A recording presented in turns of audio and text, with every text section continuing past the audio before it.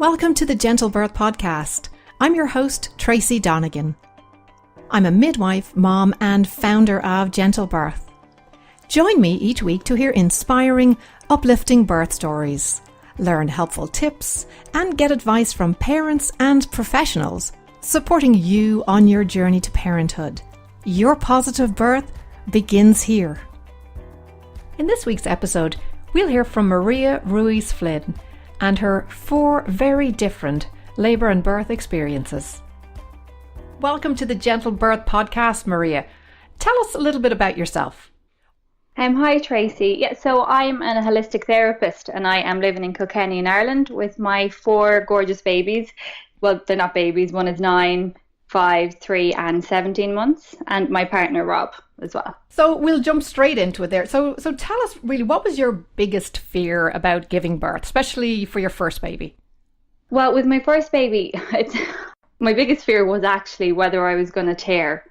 That was probably like one of my biggest fears, and whether my baby would be okay. So tell us, how did you get past that fear? Or were you able to the first go round? Oh, I suppose in terms of, no, I think I just had to put it at the back of my head and just hope that it wouldn't come up. Like I'd read one book in particular, which I did think I was quite prepared, but it didn't really address any kind of tools or anything like that in terms of tearing or what I could do. Yeah, and I think it's always a big fear, especially for first-time moms. The idea of tearing or having an episiotomy it just makes you want to cross your legs. No, it absolutely does. I can even feel my body tensing at the thought of being back there, pregnant, wondering, oh my God, what is going to happen to me? So Maria, tell us about your very different labour experiences. Yeah, so I've had 4 very different. I've had 2 births in hospital and I have 2 births at home. So my first baby, I remember thinking I was somewhat prepared. I felt quite confident and I was excited because I think deep down I kind of felt that giving birth was a natural thing, and that, when it push came to shove, that it would all happen. But then when it was a different story, then I remember going into the hospital. I'd had a bit of show, I had a few contractions, and I went into the hospital, and it was just a different story. You have this romanticized idea in your head of what it's going to be like, and I remember going in there and it was nothing like that. And me thinking I was prepared didn't actually translate when I went in there. This is my first baby now, and it was just, and it was lovely to have my partner there as well. But I wouldn't, it was a positive experience in the sense that I had my beautiful baby, but in terms of my self-esteem or my power as a woman, maybe it didn't quite translate the way I would have liked it to. So tell us more about that. What happened that you felt disempowered?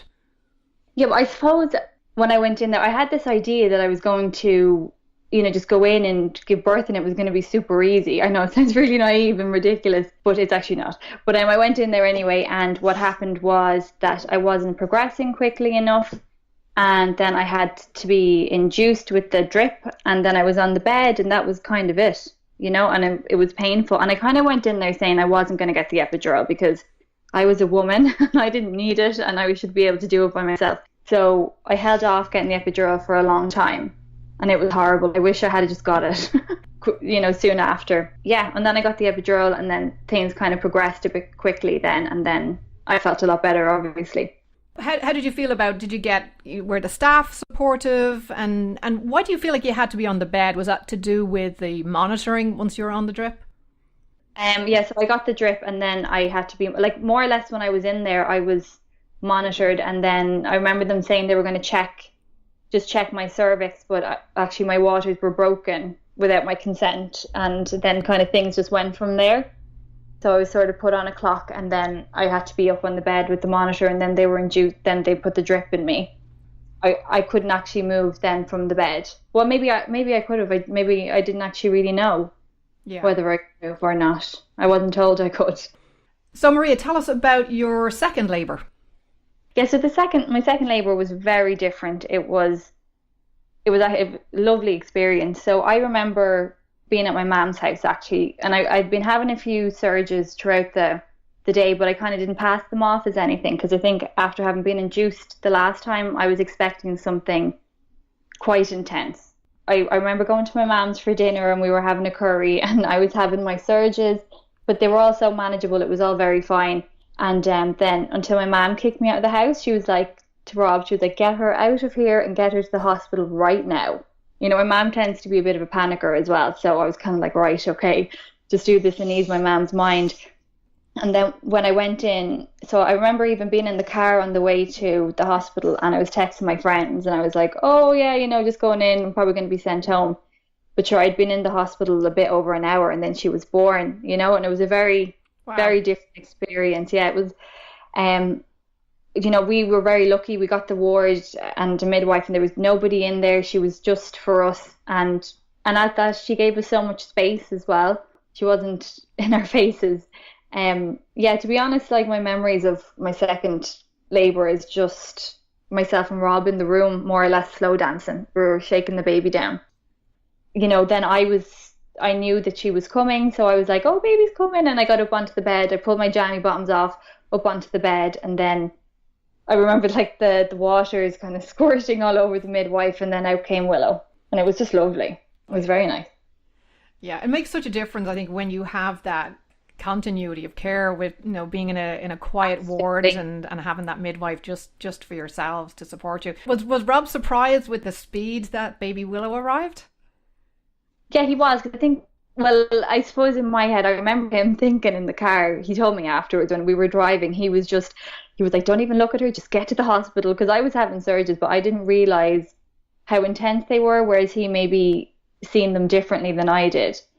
But he was surprised. It was a very different experience for him as well to be so involved and to be such a part of the whole process instead of kind of standing in the corner going, okay, you know, what do I do now? And it was very different for him. Baby number 3, tell us, this was a home birth then, was it? Yeah, so actually on the last, on Willow's birth, my second birth, after she was born, I remember the midwife saying to me as I was kind of walking out, she was like, oh, do you know, next time we could be doing that at home. And it was just, and I've always wanted to have a home birth, but I always thought, you know, it's just something people talk about, but it's actually just a bit out there and people don't actually do that. When she kind of said that to me, it kind of reaffirmed something that I always knew, that I could do it and that, you know, our bodies were made for this. So I kind of then said, yeah, I'll go and have a home birth. Let's talk about your third and fourth baby, and then I want to talk to you a little bit more about your decision to have a home birth.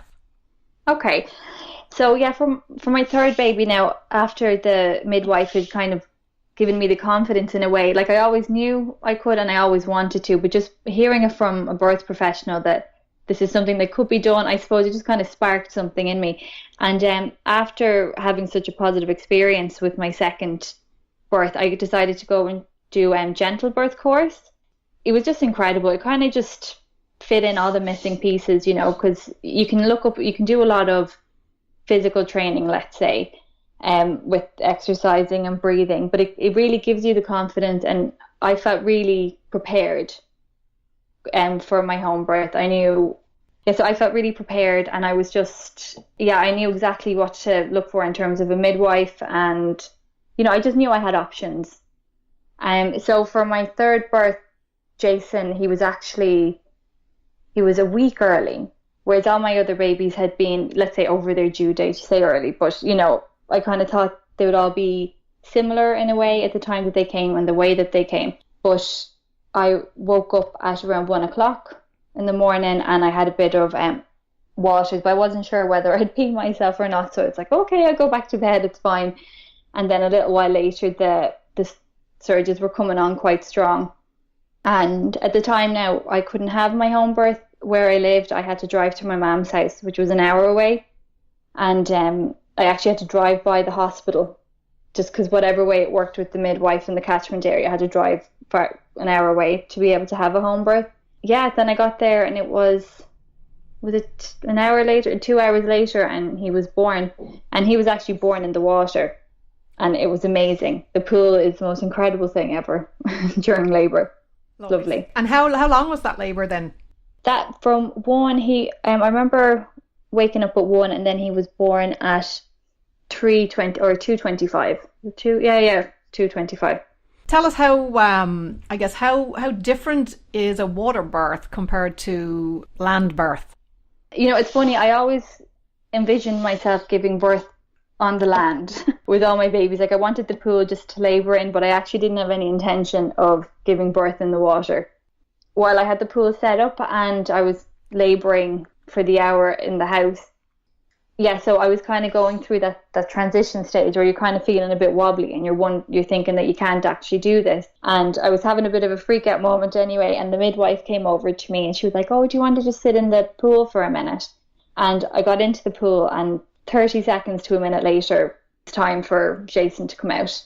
Wow. And within 3 surges and pushes, he came out.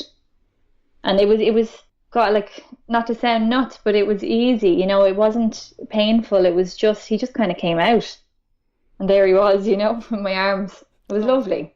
Gorgeous. And your last baby? Yeah, so, I expected my last baby to be quite like Jason. I expected it to happen very quickly, very fast. And so this was a home birth, and we had the midwife on standby. We were like, the second we ring you, this is going to happen really quick. Yeah, so it didn't actually happen like that at all. It was a very slow and gradual process. And the surges were kind of like, they just, what's the word?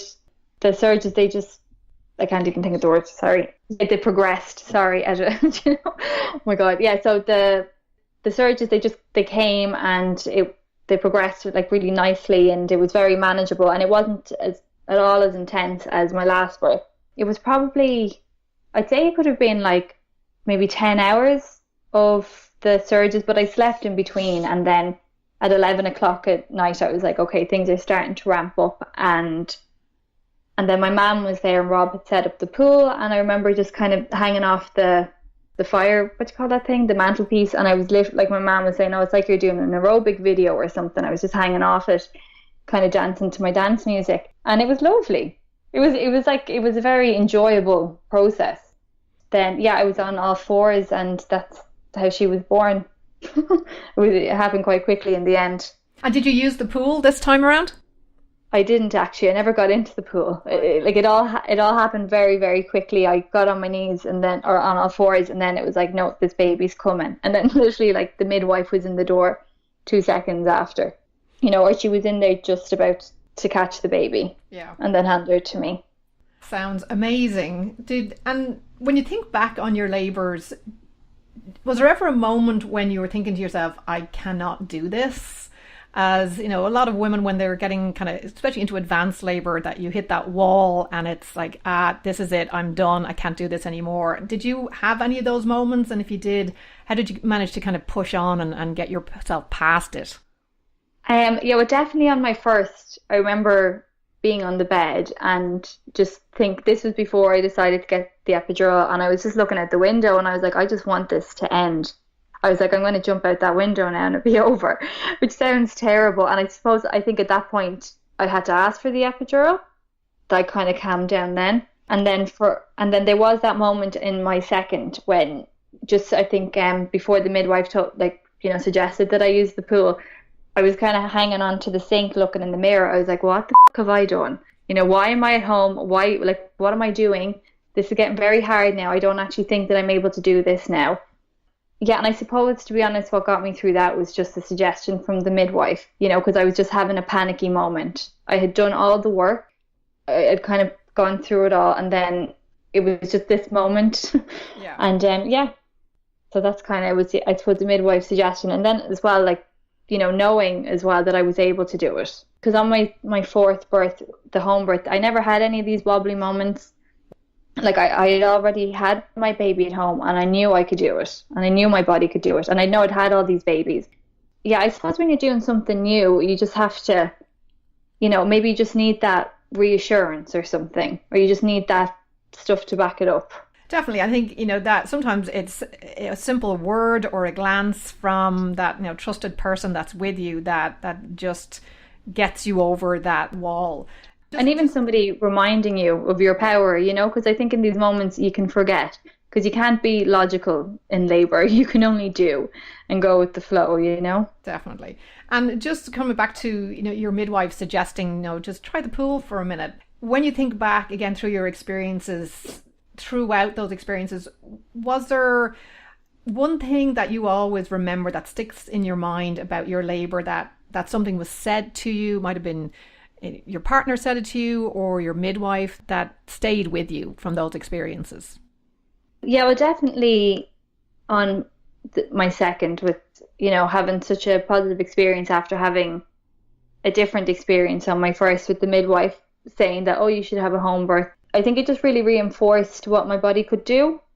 I suppose how amazing the process is and how amazing we are as women to be able to give birth. As well, my partner was also always so lovely. I remember him telling me that I looked beautiful when I was in labor, and I felt like, I was just sweating, and looking back, I probably felt like I looked different and beautiful, but that's obviously not what he thought. Yeah, and then, the midwife as well, my first home birth, she was very, she was like a shadow. She was never really in our faces, but she was always there, and like that suggestion to get into the pool. It was a very nurturing, and it was very lovely, and it was just what I needed at the time as well. Knowing what you know now, and you've had 4 very different birth experiences, what advice would you give yourself if you could go back in time to before your first experience of labour and birth? Yeah, if I could go back and tell myself something before my first labour, I would say read the right books. Don't read the books that you think you're meant to read. And actually, because I went in there being confident but not prepared. I thought I was prepared. And I'd tell myself that I can do it. I suppose to follow my own lead, to follow my body as well. Yeah, and I suppose just really to be prepared. What were the books that you read that you now wish, I wish I'd left that on the bookshelf? And what would you recommend other mums who are considering their different birth options? Yeah, so I read What to Expect When You're Expecting. I thought that was the book that you read when you're pregnant. And it was just, to be quite honest, I knew a little about a lot of different outcomes that could happen. I knew a little about a lot of different procedures, but so that was the book I read. That's not necessarily the book I would recommend. I would definitely recommend the GentleBirth book, and there is the Birth Partner book as well, which is great for the birth partners, obviously. But yeah, just with the GentleBirth book, it gives you information about the different procedures. It gives you the facts and the evidence about it, and I think when you have these things, you have options. You you can say yes or say no based on what you want or what you believe. At GentleBirth, we want to inspire and uplift expectant parents around the world. So to kind of wrap up here today, what message do you think every woman and her partner should hear about giving birth? For me personally, what I would say is that giving birth does not have to be hard. It can actually be quite easy and enjoyable, and that you can do it. We are designed to give birth. And if things don't go to plan, just like we expected them to, that there's always other options, and there's always different paths that can be taken in a positive way. There is no one perfect type of birth. There's many different kind of variations of birth that can be positive. So I would just say that you can do it, and these are amazing, really, what I would say. And for the birth partners as well, for them to be kind of confident in themselves and to kind of be prepared. What tips would you give for partners to get prepared?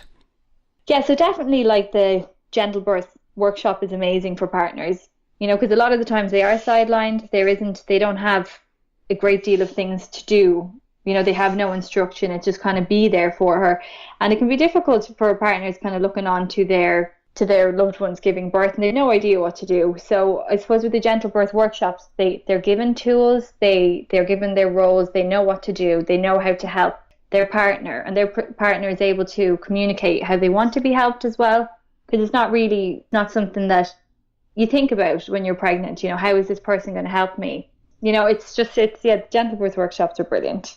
And was there an aspect of the workshop that Rob enjoyed most? Because it's, I guess, when sometimes when partners sometimes can be dragged along to antenatal classes and have this expectation that they're going to have to sit and do a lot of breathing exercises and get in touch with their inner feminine side. So what did Rob enjoy most about his workshop? Yeah, well, like that, he was kind of dragged. Let's say he was. But he, I suppose it was just the science, all the evidence and the science, that's like his thing. He loved that. So, and I suppose what he enjoyed the most was to be able to be, I suppose, an active participant. He knew what to do, and he knew like the different things that he could suggest if I was, if I was kind of out of the zone or not in focus even. And yeah, he kind of loved to be able to participate and to just be able to be a part of it rather than looking on, really, because he'd had that experience with our first. So yeah, he was all on for it after the workshop. He loved it. Fantastic. So Maria, we're about to wrap up. So would you like to tell us a little bit about what kind of work you're doing in Kilkenny? Let us know your website. Thanks. Yes. So I am a holistic therapist. So I do reflexology and massage, and I mainly work with pregnant women. I do reflexology for babies, and I also do the GentleBirth workshops, like after having had my many different experiences and had my GentleBirth babies. I just kind of felt like, oh no, the word needs to be spread, like, because it's such an amazing program that people just need to know about it. If you can have a positive birth, why not? Why wouldn't you? So I do the GentleBirth workshops, and I also encapsulate placentas. And my website is nurturemamaholistic.ie. You can find me on Facebook as well.